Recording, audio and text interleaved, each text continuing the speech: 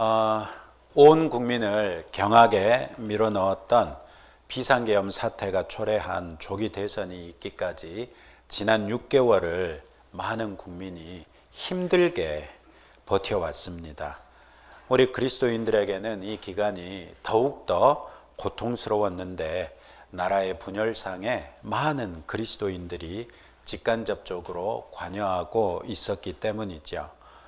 대통령 선거일이 있고 또 현충일도 있는데 우리 그리스도인들이 어떻게 나라를 사랑할 수 있는지 함께 생각해 보고 또 나라 사랑을 실천하는 그런 한 주간이 될 수 있기를 바랍니다. 오늘의 성경을 통해서 먼저 그리스도인은 나라를 위하여 기도함으로 나라를 사랑한다라는 것을 알 수 있습니다. 오늘의 성경에서 바울은 모든 사람을 위하여 간구와 기도와 도고와 감사를 하되 임금들과 높은 지위에 있는 모든 사람을 위하여 하라 이렇게 말하고 있습니다. 바울이 그리스도인들에게 기도할 것을 강조하는 것은 전혀 이상한 일이 아닙니다. 바울이 그리스도인들이 기도하는 것은 예수님의 본을 따르는 당연한 일이기 때문입니다. 그런데 바울은 오늘의 성경에서 모든 사람을 위하여 기도하되 특별히 임금들과 높은 지위에 있는 사람들을 위해서 기도하라고 합니다. 바울의 권면을 오늘날 우리들에게 적용해 보자면 우리나라의 대통령뿐만 아니라 고위 공직자들을 위해서도 기도하라는 것이죠. 또 우리나라의 그런 분들을 위해서만 기도할 것이 아니라 세계 여러 나라의 국가 수반들과 또 그 정책들을 입안하고 추진하는 이런 고위 공직자들을 위해서도 우리가 기도해야 한다고 말하고 있습니다. 우리는 바울의 이런 권면으로부터 우리 그리스도인들이 결코 자기중심적이고 이기적인 신앙생활에 빠져서는 안 된다는 것을 배울 수 있습니다. 그리고 이런 생각은 영혼 구원 중심의 신앙관을 뛰어넘어서 하나님 나라 중심의 신앙생활을 하는 것이 필요하다는 것을 또 말해주기도 합니다. 우리가 지나치게 영혼 구원에만 초점을 맞추다 보면 자칫 이기적이고 자기중심적인 신앙에 빠지기 쉽습니다. 그것을 막아주고 우리에게 더 성숙한 신앙인이 되게 하는 것이 하나님 나라에 대한 관점을 갖게 하는 것입니다. 사실 성경책에서는 처음부터 하나님 나라와 세상 나라라는 이중적인 국가 구조를 전제합니다. 예수님도 이것을 확실하게 말씀하신 적이 있습니다. 내 나라는 이 세상에 속한 것이 아니니라. 요한복음 18장 36절 말씀입니다. 우리 예수님을 믿는 사람들은 다 이중 시민권자들입니다. 하나님 나라의 시민권자인 동시에 세상 나라의 시민권자이기도 합니다. 하나님 나라의 시민권자가 추구하는 것과 세상 나라의 시민권자가 추구하는 것이 다를 수밖에 없습니다. 하나님의 나라가 지향하는 것이 다르고 세상 나라가 지향하는 것이 다르기 때문입니다. 이중시민권자로서 살면서 하나님 나라의 법과 세상 나라의 법이 상충되는 경우들을 경험할 수 있습니다. 우리 많은 오랜 동안 우리 한국 기독교회가 반대해온 몇 가지 법안들이 있는데 우리는 성경적인 근거를 가지고 반대하고 있는 것이죠. 예를 들어 동성애를 합법한다거나 동성 결혼을 합법화하는 이런 조치들을 우리가 동의할 수는 없습니다. 실제로 일찍부터 캐나다나 미국이나 유럽에서는 동성 결혼이 합헌화되기 시작하면서 일부러 이 사람들이 목사님에게 와서 우리는 동성 부부인데 당신네 교회에서 결혼하기를 원하니 우리를 주례를 해 주시오 라고 얘기합니다. 그러면 나는 목사인데 내 신앙 양심상 당신들의 주례를 할 수 없습니다 라고 얘기하면 이 사람들이 당신의 그 말 때문에 마음에 상처를 입었습니다 하고 고발을 합니다.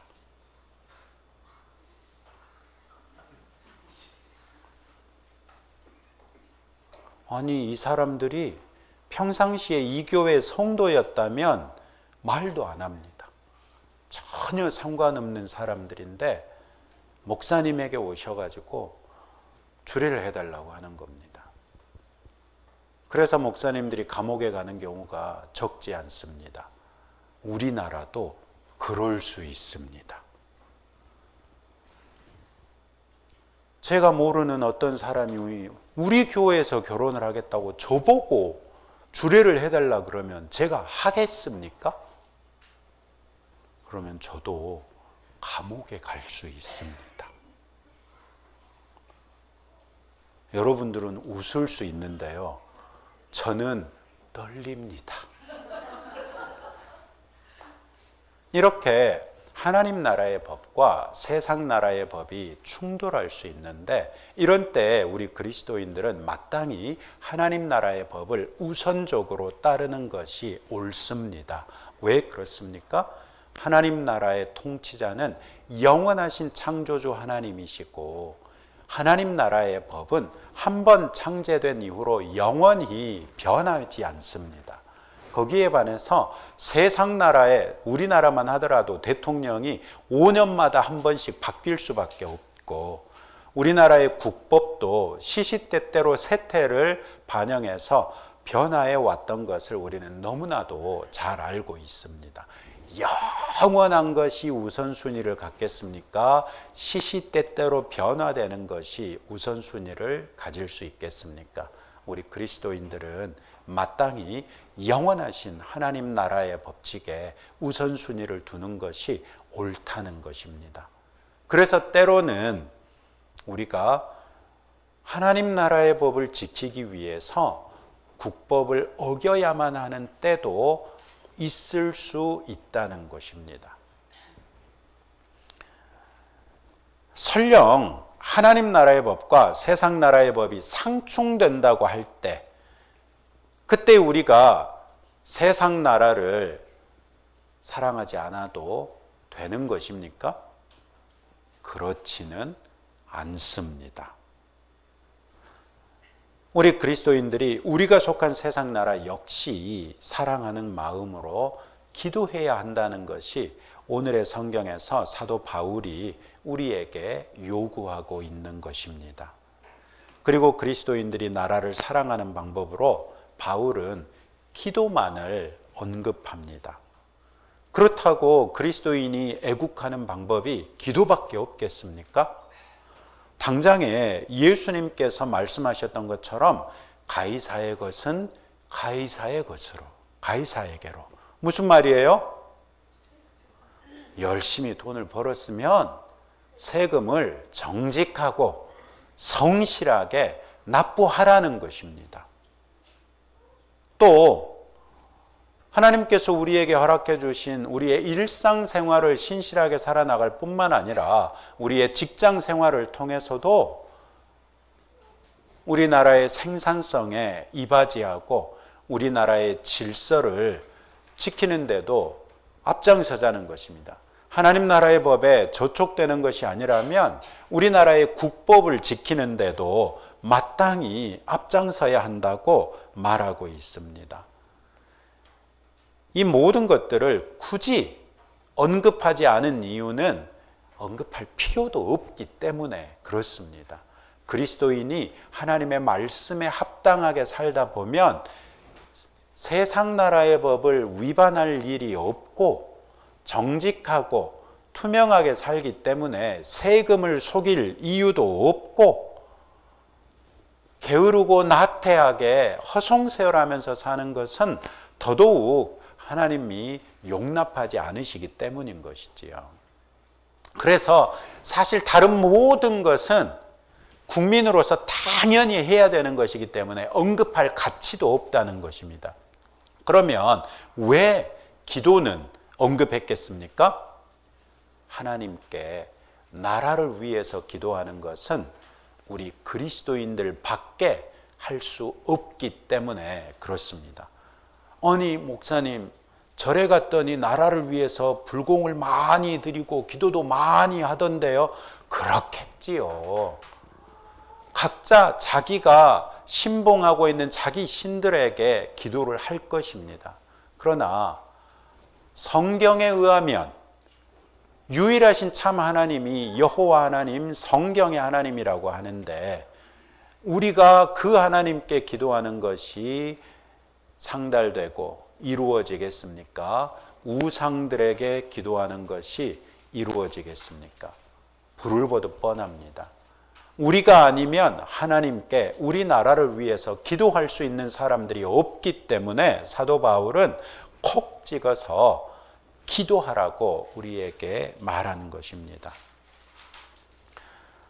여러분들 가운데는 아니 애국을 하는데 기도한다고 다 되는지 아시오? 이거저거 할 것도 해야지 기도만 한다고 되겠어? 라고 생각할 수 있겠는데요.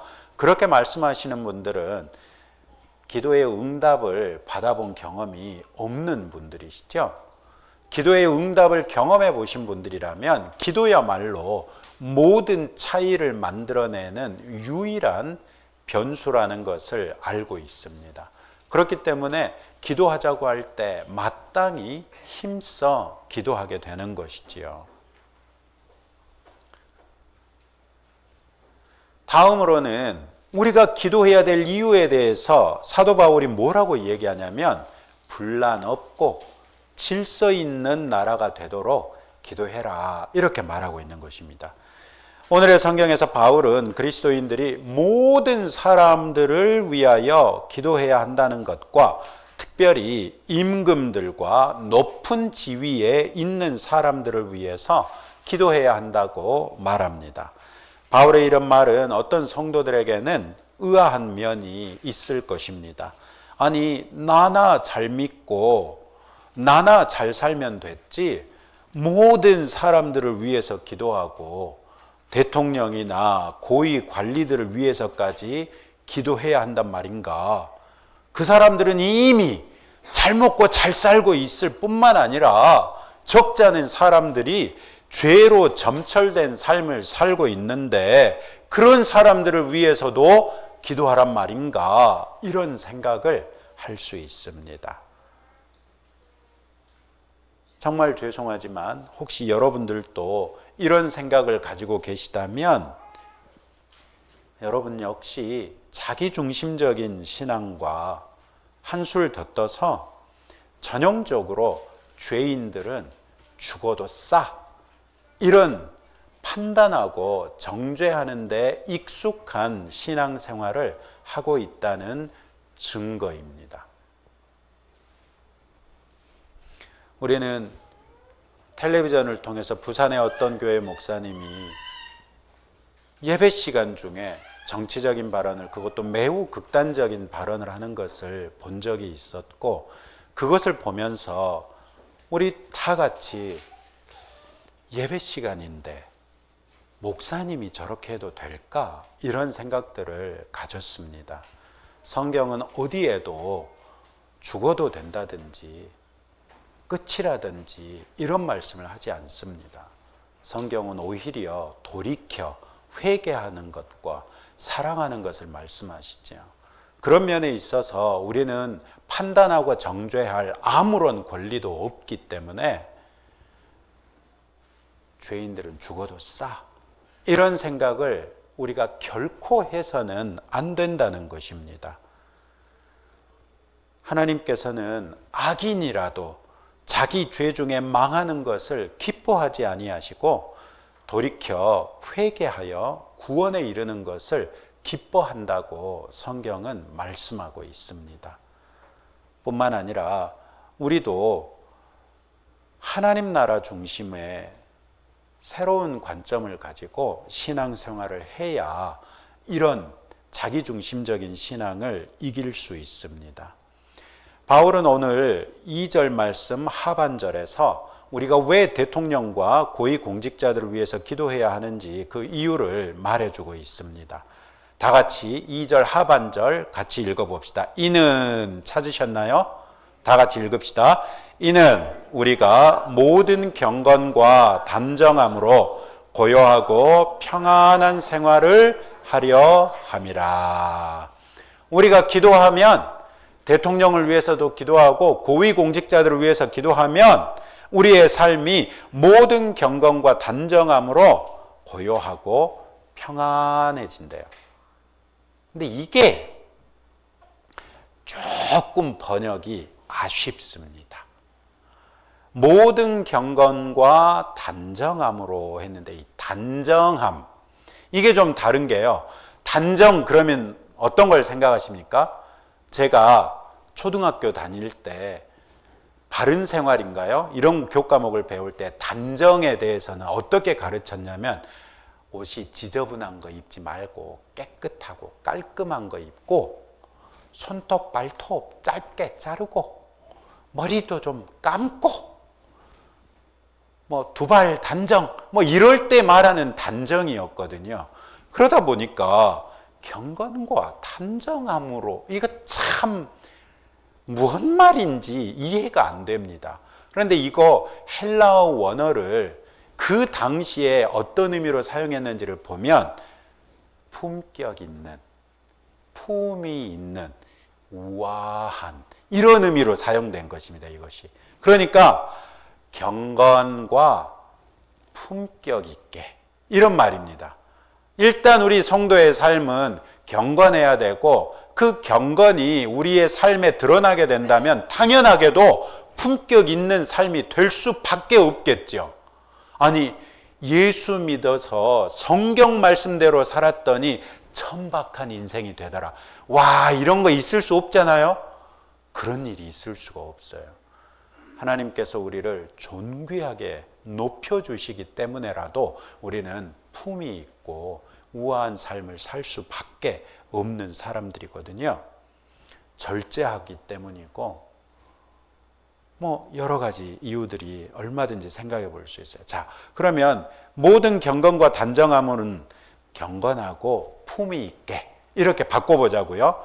그런 다음에 고요하고 평안한 생활 해놨는데 고요하다라는 말하고 평안하다라는 말이 얼핏 보면 똑같은 말 같아요. 실제로 그렇게 생각이 돼요. 그래서 이것도 헬라어로 따져봤더니 앞에 있는 고요하다.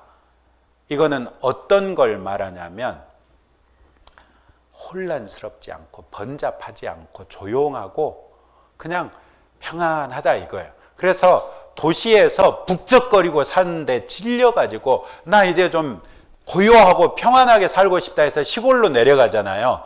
그러면 진짜 조용하죠. 그거 말해요. 그거. 정말 조용해서 내 마음이 번잡스럽지 않고 평안한 상태. 이것이 처음에 나와 있는 고요하다라는 단어이고요. 그 다음에 평안한 생활에 평안하다 이 말은 어떤 의미냐면 소리 없이 조용한 것이 아니라 분란 없고 질서 있어서 평안한 걸 말해요. 그래, 첫 번째 거는 북적대는 게 싫어가지고 조용한 데로 갔더니 아이고 조용하고 좀 살만하다 이 말이라고 하면 두 번째 나와 있는 평안한 삶이라는 거는 막 서로 싸우고 지지고 볶고 난리가 아닌데 이런 게 없어가지고 내 마음이 조용하고 평안한 상태를 말해요. 이렇게 놓고 보니까 지난 6개월 동안 우리의 삶은 고요하고 평안했습니까? 아니지 않아요. 이것만 보아도 우리가 그동안에 나라를 위하여 제대로 기도했다 아니면 제대로 기도하지 못했다. 제대로 기도하지 못했다. 제대로 기도하지 못했기만 해도 괜찮겠어요. 그런데 실상은 기도 자체를 안 했어, 우리가. 그렇지 않습니까? 그런데 사도 바울은 기도하래요. 기도하라고 하는 이유가 우리가 경건하고 품위 있게 고요하고 평안한 삶을 살 수 있게, 분란 없고 질서 있는 삶을 살기를 원하니 그러면 기도해야 된다, 이렇게 말하고 있는 것이지요. 말씀드렸던 것처럼 분란 없고 질서 있는 삶이라는 것이 지난 6개월을 견뎌낸 우리 국민에게는 정말 피부에 와닿는 것이 아닐 수 없죠. 우리가 기도하지 않았거나 너무 피상적으로만 기도했기 때문에 지난 6개월의 고통이 우리에게 닥친 것은 아닌지 반성해 볼 필요가 있겠죠. 이제부터라도 우리가 나라를 위해서 기도할 때 우리 대통령과 공직자들 뿐만 아니라 우리나라에게 큰 영향을 미치는 세계 여러 나라의 국가 원수들과 정책 위반자들을 위해서도 신중하게 기도할 수 있는 성도들이 되십시다. 마지막으로 나라의 평안이, 나라가 분란이 없고 평안한 것이 그리스도인의 신앙에도 하나님 나라의 확장에도 유익하다는 것입니다. 바울은 2절에서 우리들에게 임금들과 높은 지위에 있는 모든 사람을 위하여 기도하라고 한 다음에 3절, 4절 말씀 한번 봅시다. 다 같이 읽어봅시다. 시작. 이것이 우리 구주 하나님 앞에 선하고 받으실 만한 것이니 하나님은 모든 사람이 구원을 받으며 진리를 아는 데에 이르기를 원하시느니라. 아멘.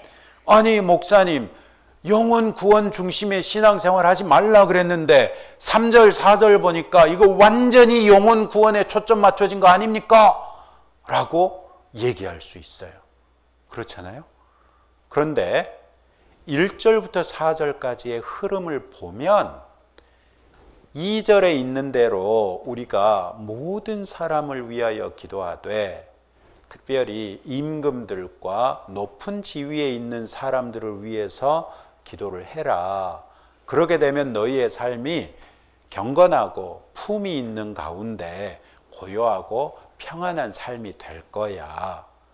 그리고 너희가 기도해서 그런 삶을 사는 것이 3절로 이어져서 이것이 우리 구주 하나님 앞에 선하고 받으실 만한 것이니, 이렇게 연결되어 있어요. 그러니까 기도해서 하나님이 우리의 기도에 응답해 주심으로 인해 우리가 고요하고 평안한 삶을 살게 되는데, 그것이 하나님이 받으실 만한 것일 뿐만 아니라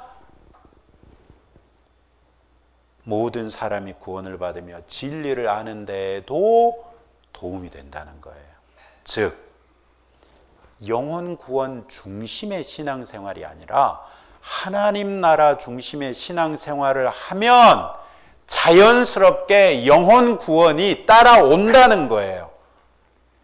그런데 영혼 구원 중심으로만 우리가 신앙생활 하다 보면 이기적이고 자기중심적이고 죄인들은 죽어도 싸라는 판단하고 정죄하는 죄에 빠지기 쉽다는 거예요. 그리고 그렇게 되면 오히려 복음을 전하려고 할 때 안 된다는 거예요. 그래서 우리가 하나님 나라 중심으로 신앙생활을 해야 되는데, 하나님 나라 중심으로 신앙생활을 하려 보니 세상 나라를 위해서도 기도할 수밖에 없구나. 그리고 그렇게 세상 나라를 위해서 기도하면서 신앙생활을 했더니 복음을 전하는데도 모든 사람들이 구원에 이르고 진리를 아는 데 이르는 것도 도움이 되는구나. 이걸 알 수 있어요. 여러분 한번 생각해 보세요. 지난 6개월 동안 어떤 일이 일어났는지, 특별히 교회에 어떤 일이 일어났는지 생각해 보세요. 우리 교회는 정말 감사하게도 타격이 적은 편이에요. 그런데 지난 6개월을 통해서, 아니 코로나 때로부터 시작해서 지난 6개월을 통해서 교회가 가장 많이 잃어버린 세대가 20대에서 40대까지입니다. 비상계엄 사태 이후에 노골적으로 교회들이 또 네로라 하는 목사님들이 앞장서 가지고 이상한 말씀들을 하시는 바람에 그분들을 한때나마 존경했던 많은 성도들이 시험에 들어가지고 교회를 안 나와 버려요. 결과가 어떻게 됐어요? 우리 대한민국 교회에 미래가 없어져 버렸어요. 그래서 지난번에도 말씀드린 적이 있는데 참 그 설문조사도 되게 시기적절했던 것 같아요. 질문이 그거였어요. 30년 이후에도 당신의 교회가 존재할 것 같습니까? 이게 질문이었어요. 여러분 생각하시기에 우리 교회는 30년 이후에도 존재할 수 있을 것 같습니까? 아멘 하신 분들은 존재할 수 있도록 끝까지 수고하고 애써야 하십니다. 아멘. 뭐 또 나는 할 만큼 했으니까 너희들이 알아서 해야지 이런 얘기하면 안 됩니다. 그런데 많은 교회들이 20대에서 40대 세대를 잃어버렸는데 20대에서 40대 세대를 잃어버린 것이 더욱더 뼈저린 것은 그 자녀 세대들이 주일학교 새 또래들이기 때문이죠. 그래서 주일학교가 없어져 버린 것입니다. 우리 한국교회의 미래는 심각하게 암울합니다. 이게 우리가 하나님 나라 관점을 건강하게 갖지 못했기 때문에 초래된 결과라는 것이지요. 우리는 이제부터라도 하나님의 나라라는 관점을 가지고 신앙생활을 하는 것이 필요하겠다 싶습니다. 사실 이런 사실은 우리가 나라를 위해 기도하는 것과 함께 기독교 윤리에 대해서도 더 관심을 가져야 한다는 것을 말해주지요. 그런데 실상 기독교 윤리라는 것이 하나님의 말씀을 우리 삶의 모든 영역에 적용한다면 쉽게 해결될 수 있는 일입니다. 다만 우리 한국 교회가 지나치게 신앙생활에만 집중하다가 하나님 나라의 삶의 원리를 교회 안에서의 삶에만 집중한 탓에 다른 영역에서의 그리스도인다움을 잃어버린 것입니다. 예를 들어 이런 것이죠. 1990년대 초부터 저는 컴퓨터를 쓰기 시작했는데 그런 다음에 쭉쭉쭉 넘어가 가지고 와 이제 막 컴퓨터가 엄청나게 보급이 되는데 처음에 우리나라의 컴퓨터에 보급될 때는요. 소프트웨어들을 정품을 쓰는 사람들이 매우 드물었어요. 그랬잖아요. 예를 들어 마이크로소프트 오피스 정품을 쓴 사람이 없어요. 심지어 마이크로소프트 윈도우 이거 없으면 컴퓨터가 아니거든요. 정품을 쓴 적이 없었어요. 오죽했으면 목사님들이 성경 연구 소프트웨어도 정품을 쓴 적이 없었어요. 저는 어땠을까요? 저도 그랬어요. 그러던 어느 날 기도하는데 하나님께서 그러시는 거예요. 나 네 안에 있는 거짓을 기뻐하지 않는다 그러시더라고요. 그런데 그 당시에 제가 어떤 때냐면 제가 이제 영문과를 졸업을 했잖아요. 나름 문학적인 소양이 있어요. 그래서 표현을 할 때 매우 세련되고 매우 여러분의 마음을 상하지 않으면서도 교묘하게 여러분의 심령을 조작할 수 있는 그런 기법을 얼마든지 쓸 수 있었어요. 흔히 얘기하는 완곡어법이라는 거 있잖아요. 직설적으로 얘기하면 상대방이 마음을 상할까 봐 돌려서 얘기하잖아요. 네, 그럼 제가 엄청 잘했어요. 근데 어느 순간 기도하는 중에 그게 찔리더라고요. 어느 순간 그게 찔렸는데 예를 들어 누군가가 돈 좀 빌려주라 그러면 빌려주고 싶은 마음이 눈꼽만큼도 없는데 어떻게 얘기해야 돼요? 야, 내가 진짜 빌려주고 싶은데 돈이 없네? 이렇게 얘기하잖아요. 근데 통장에는 그 사람이 빌려주라는 것만큼이 있어요, 없어요? 있어요. 그러면 빌려주고 싶은데, 이 말은 참말이에요, 거짓말이에요? 거짓말이잖아요. 근데 그게 찔리더라고요. 여러분, 신앙생활 하다 보면 어느 순간인가 성령 하나님이 우리 안에 있는 죄를 우리에게 일깨우기 시작하시는데, 그거 진짜 그런 것까지 걸고 넘어지실지 몰랐어요. 그래서 그때부터 제가 가급적이면 완고거법을 사용하지 않고 직선적으로 얘기하면서 액면가 인간이 되자, 이런 목표를 갖게 됐어요. 그래서 여러분, 저하고 신앙생활하는 게 편해요, 골치 아파요? 편해요. 왜 편해요? 한 목사가 투명해서 편해요. 한 목사가 안 먹는다 그러면 안 먹는 건지 아시죠? 한 목사가 좋아한다 그러면 좋아하는 건지 아시잖아요? 이런 것처럼 얼마나 편하고 좋아요. 목사가 투명해. 근데 이 투명한 게 저도 그렇게 살기가 좋아요.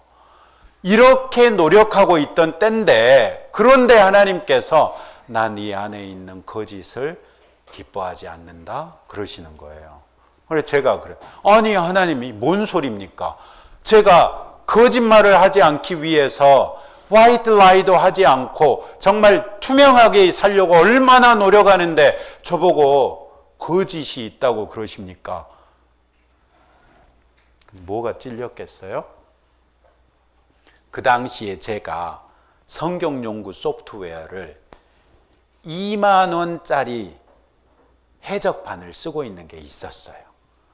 그런데 그 당시에 벌써 저는 정품을 쓰려고 노력하고 있던 사람이었어요. 그래서 아레아 한글 초판 나올 때부터 정품을 샀어요. 계속해서 아레아 한글도 정품을 사서 썼고요. 마이크로소프트 오피스도 언젠가부터는 정품을 사서 쓰기 시작한 지 꽤 오래됐고요.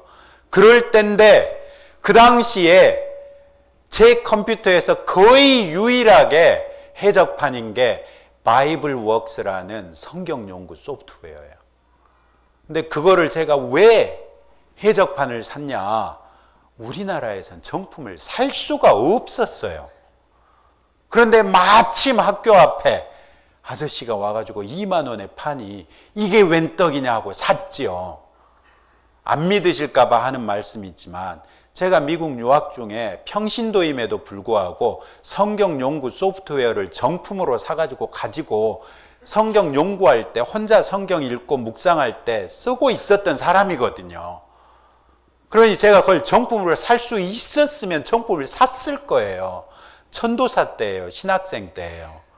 그래서 제가 어떻게 했다고요? 이 다음 여러분이 아시는 얘기잖아요. 기도했어요. 돈 주세요.